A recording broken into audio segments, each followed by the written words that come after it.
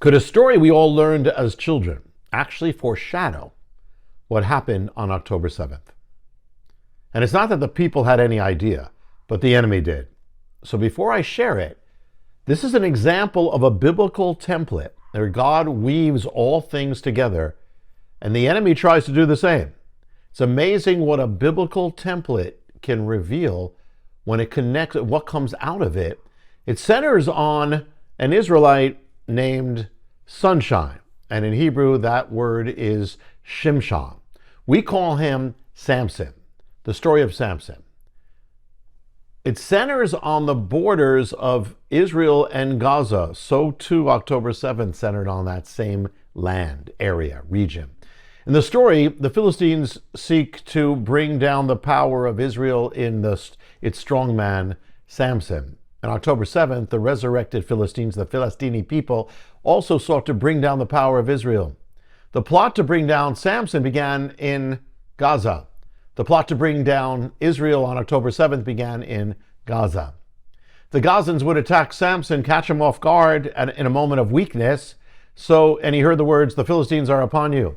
On October 7th, the Gazans caught Israel off guard. The Philistini people were upon them.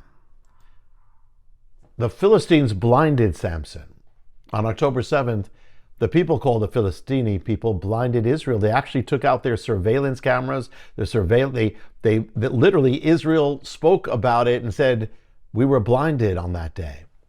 The Philistines took Samson, bound him in shackles, took him away as a captive to Philistia.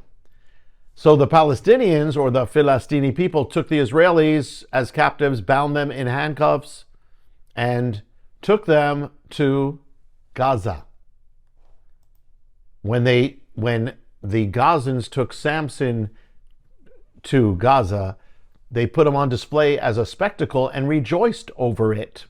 So the people of Gaza put their Israeli captives on display as spectacles in Gaza and rejoiced over it. It's amazing because the Bible actually tells the people specifically of Philistia or Gaza Strip to not rejoice over Israel's calamities, because that's what they used to do. They used to celebrate. And the prophets actually said, or it's actually said, not to do that. So even David, when Saul was killed, he said, "Rejoice not, you daughters of Philistia." And so now, again, in the same place, the same people are rejoicing. It's all replaying. They're again rejoicing. It's all replaying before our eyes in the world's media. And yet we know that the end of the story of Samson, he pulls down the temple of Dagon, the god Dagon.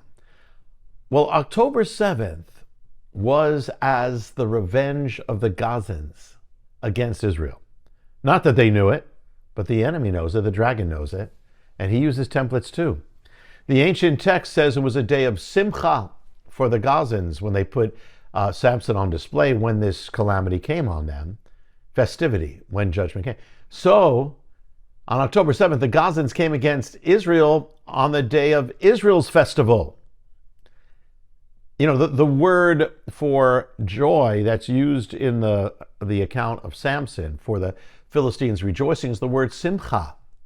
Well, the festival on which October 7th fell when they attacked Israel, the Israeli festival was called Simcha, the Hebrew festival of Simchat Torah. Very same word. The number of Hamas invaders that came in, the initial wave of invasion that was planned, others followed. Israel put it at about 3,000. Well, in the ancient story of Samson, the number of Gazans who were struck down by Samson, it says, was about 3,000. It was as if the revenge of the Gazans, not that they knew it, but the enemy has a long memory, the revenge of the 3,000 Gazans. When October 7th happened, there were immediate comparisons between what the Nazis did to the Jewish people, because the Nazis would go house to house looking for Jewish people, killing them, taking them away. It happened again. And there were actually survivors of the Holocaust in Israel on that day who remembered it. What we're now going to see is it wasn't an accident. It all goes back to Revelation 12. Behind behind it all, the ancient war of the dragon and the woman. We'd expect there to be parallels because the dragon's war begins in ancient times. It goes over thousands of years and it continues to this day. So we'd expect there to be signs of it, continual similarities, parallels, because it's the same one behind it, fingerprints.